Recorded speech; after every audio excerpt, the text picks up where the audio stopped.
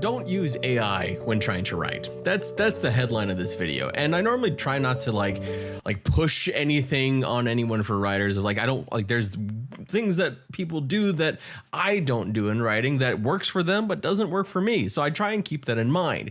But I think we've gotten to a point with AI, with Gen AI, where I think we can pretty easily say it's kind of shit at this point. It's kind of being part of the enshittification of everything. From I went to a concert the other day and they had 3 bands. One of them decided, hey, we're not actually going to pay artists. We're going to use a bunch of shitty AI for our graphics. And this was a big band that decided to do this.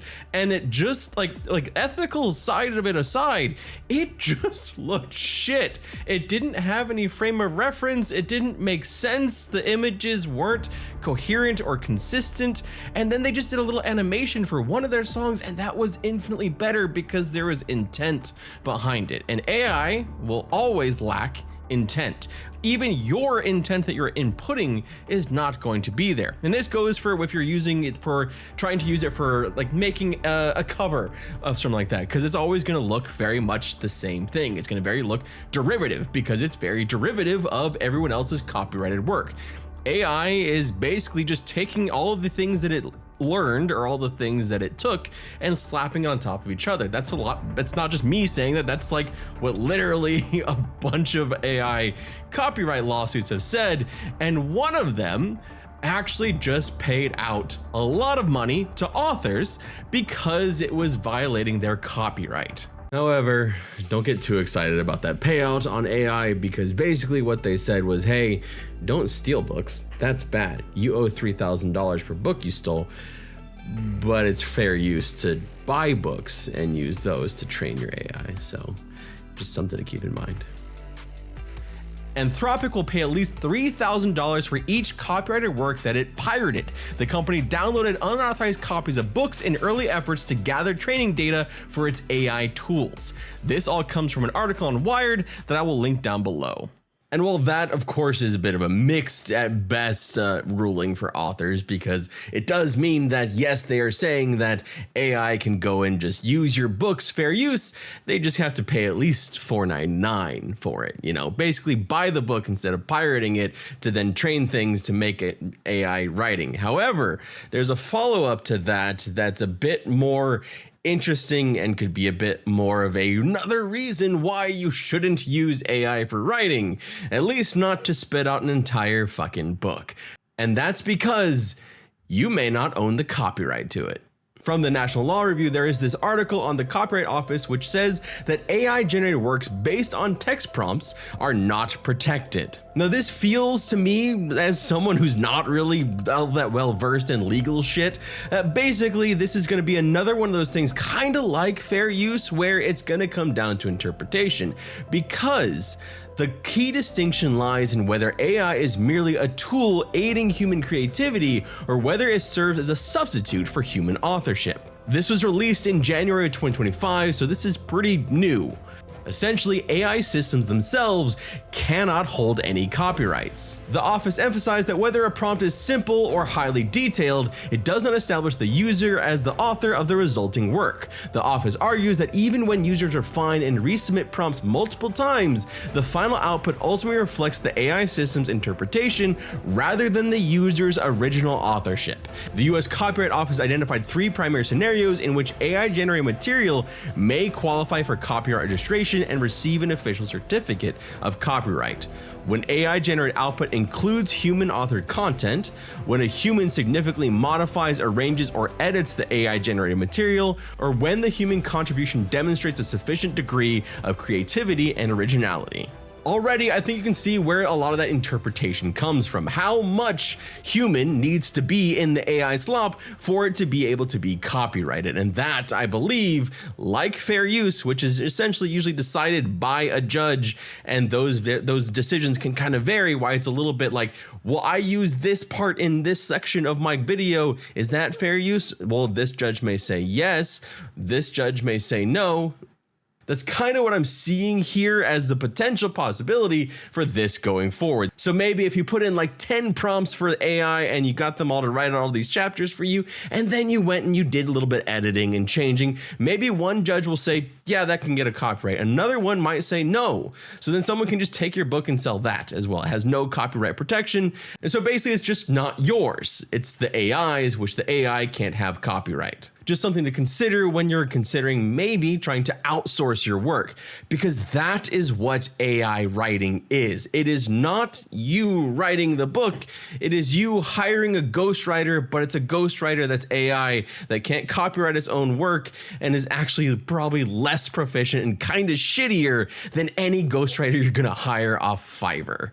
And there's already another lawsuit going forward of basically images and characters and IP infringement. This is the beginning of all those lawsuits, and it's going to get messy. But the whole point of what I'm trying to say here is that there is now going to be legal grounds as to why this is bad. But beyond that, it really is important to keep in mind those couple of key things. The enshittification is kind of the highlight here. Like it's bad. Like it comes out badly. And if you've at any point tried to use ChatGPT or anything else to try and write for you, you see what I mean. It does it very, very badly. It quickly loses track of whatever's going on. It doesn't understand context. It doesn't have any really like sense of scope or trying to, kind of weave a story. Instead, it's just giving what it thinks it's supposed to do.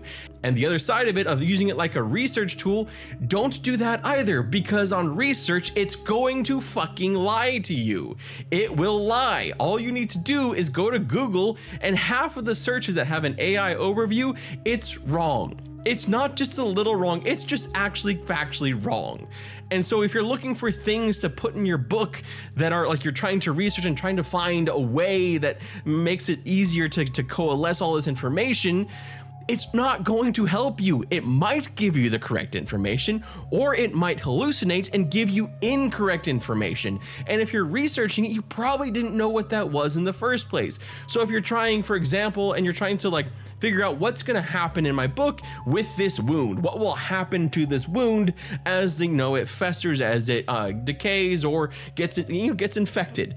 Well, AI may not tell you the right thing. It may tell you incorrect information, and then you're gonna take that incorrect information and weave it into your book. It can really just tank your book, and it can make your readers think you don't know what the fuck you're talking about, because you don't. And that's okay to not know things. None of us do. We are always, I have researched wheat. I have researched what are the cycles of wheat because I thought it was an important thing to know for my book. In my first book, when I gave it to my dad, who was a surgeon, he told me how wrong I was in a bullet wound and told me that's not how it would work, and I had to change it. It's one of those things that AI is not going to help this, and because so many different systems are trying to like thrust AI into everything, they're trying to push it so damn hard to just make sure that this bubble bursts as quickly as possible. You have to be careful of other things that you're using too, like Grammarly or other stuff, because they're trying to do the same thing and just kind of like force it in there. So keep in mind that AI is at best, a very, very, very faulty tool. And if you're gonna use it for anything, the only thing I would recommend it for is things like generation, like random generation. I need 10 names or 20 names. And honestly, fantasynamegenerator.com already does that for you. And you just hit the refresh button. Or if you're trying to research, use it the way you would have researched in school when you went to Wikipedia, which I still recommend Wikipedia over it anyway. But use it that way where you're like, okay, give me these and then give me the sources, and then go to the source.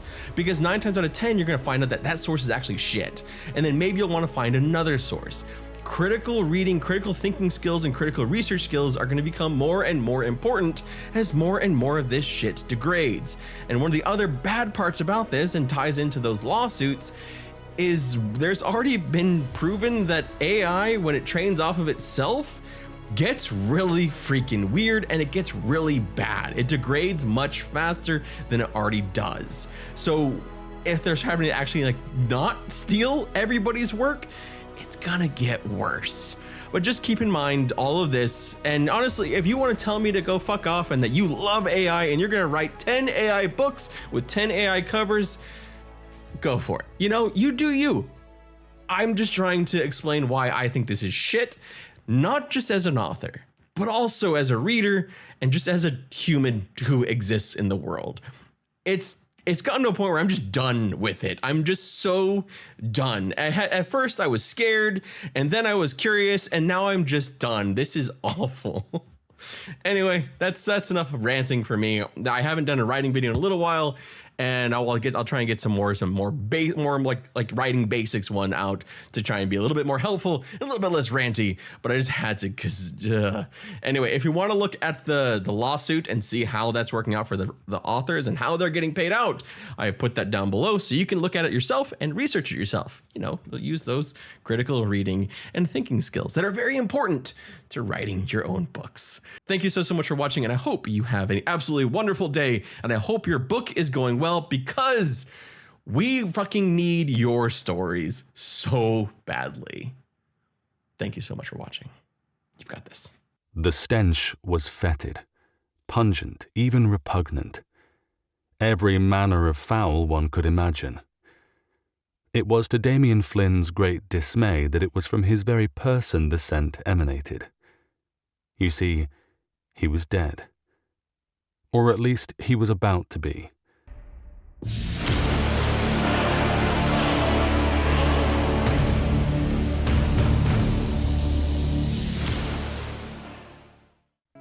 Rise, Birth of a Revolution is available now everywhere you'd find ebooks, paperbacks, or most appropriately, on audio, where you can listen to me narrate this gripping tale of love, loss, betrayal, and a little bit of hope.